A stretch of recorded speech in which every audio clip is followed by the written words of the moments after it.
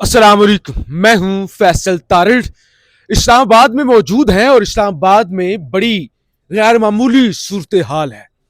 यानी एक ऐसी सिचुएशन इस वक्त बनी हुई है कि हर सोचने समझने वाला बंदा परेशान है कि आखिर हो क्या रहा है। खान की सेहत को लेकर पहले इतनी हवा दे देना और उसके बाद पुरइसरार तरीके से कह देना सब कुछ ठीक हो गया है। इवन यहां तक कह दिया गया भाई मोजजा हो गया और उस मोजजे में खान बिल्कुल ठीक हो गया।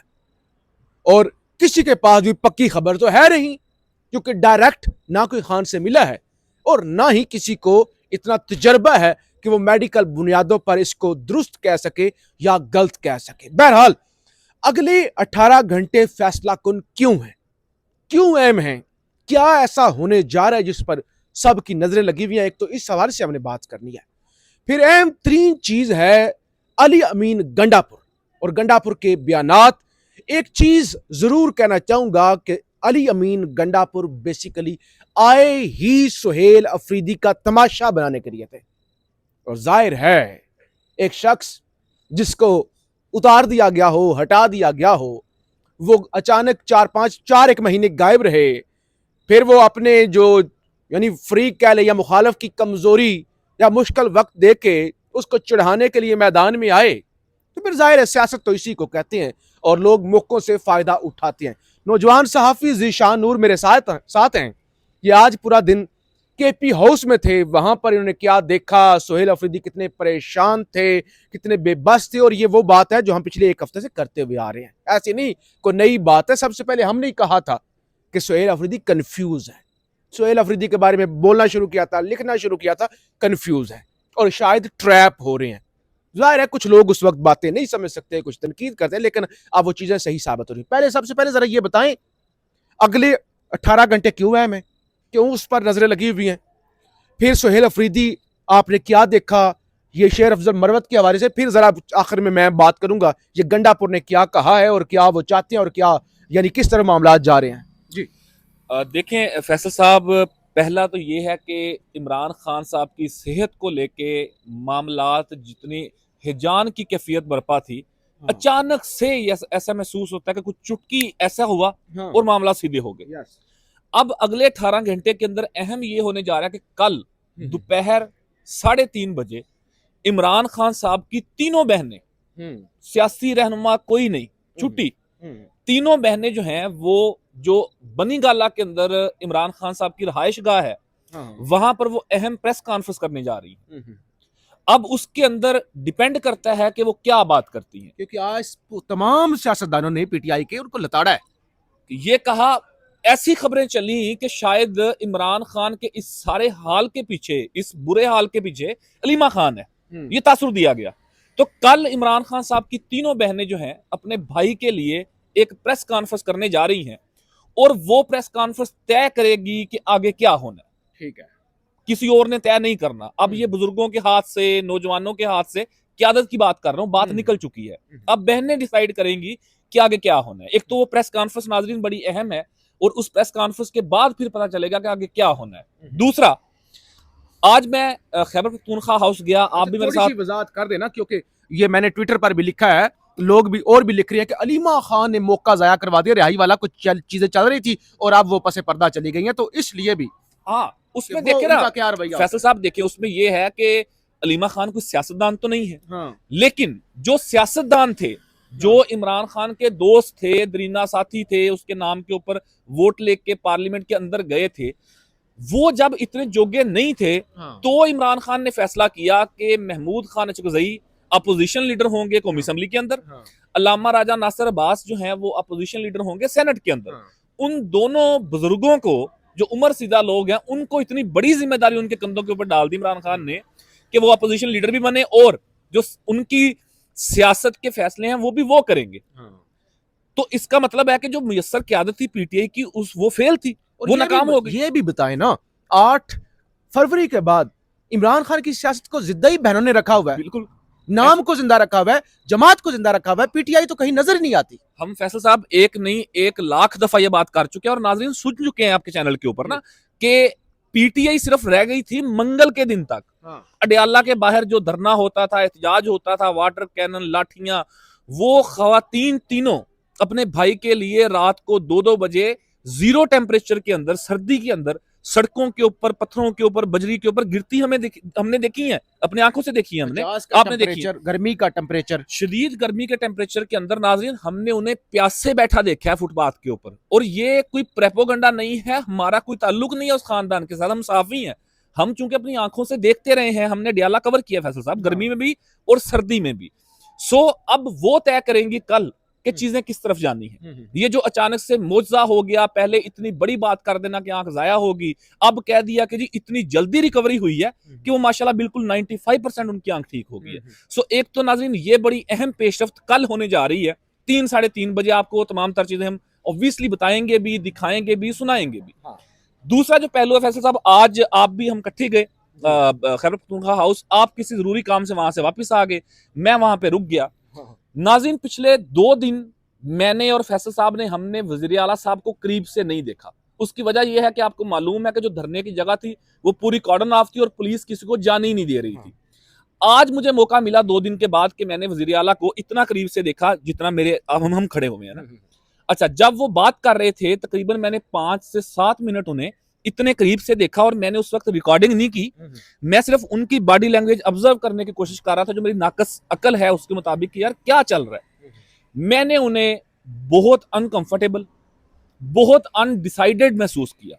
ये सब कह रहे हैं और है भी ऐसा ही। मैंने खुद आंखों से देखा और मुझे ये भी लगा कि शायद वो तकलीफ के अंदर भी है, क्योंकि इमरान खान के साथ एक लंबा अरसा उनका कि जब वो नौजवान हुए, अभी अपने अवाइल में जवानी के, तब से वो अटैच हो गए इमरान खान के साथ। उन्होंने फिर 20 साल दे दिए इमरान खान को। इमरान खान ने इतना बड़ा उनके ऊपर इत्मीनान किया और इत्मीनान करते ही जब वो सीएम बने तो पहली जिम्मेदारी स्ट्रीट मूवमेंट की है, उन्होंने भरपूर तरीके से कामयाब की। दूसरा बड़ी जिम्मेदारी उनके ऊपर आई इमरान खान की सेहत के मामले को लेके, लेकिन उसमें 3 चीजें उनके आड़े आ गई। एक, इमरान खान साहब की बहनों के और आम वर्कर्स के जज्बात। दूसरी तरफ जो इनकी जमात के बड़े हैं, जो बुजुर्ग हैं, जो फैसला साज हैं, महमूद खान चकजई लामा साहब हो गए, बैरिस्टर गौहर साहब हो गए, सलमान अकबर राजा साहब हो गए, जो जमात के सीनियर्स हैं। दूसरे वो आड़े आ गए, उनकी पॉलिसी, उनकी फहमो फरासत के फैसले। तीसरा, ये मजबूत निज़ाम, ये हुकूमत और एस्टेब्लिशमेंट का एक तगड़ी रजीम, पूरा निज़ाम। और चौथा माशाल्लाह से अलीमीन खान गंडापुर साहब। नहीं, असल में अहम चीज़ आप मिस कर गए हैं। सुहेल अफरीदी की परेशानी, ये सारी चीज़ें बिल्कुल हैं। असल वजह वो जो पिछले चंद दिनों से, चंद हफ्तों से जिनसे मिल रहे थे, उनके साथ जो कमिटमेंट्स हुई थी, उनका खौफ के पता नहीं मैं भी ट्रैप या मेरे साथ भी हाथ ना हो जाए। असल मामला ये, यहाँ पे आपकी इजाजत से सिर्फ एक जुमला बोलना चाहूंगा। सुहेल अफरीदी की लॉयल्टी पर शक नहीं किया जा सकता, सुहेल अफरीदी साहब की वफा पर शक नहीं किया जा सकता, लेकिन लीडर तो फिर वही होता है जो मैन ऑफ नर्व्स हो। खान को गोलियां लगी हुई थी, वो ऐसे मुक्का लहरा रहा था।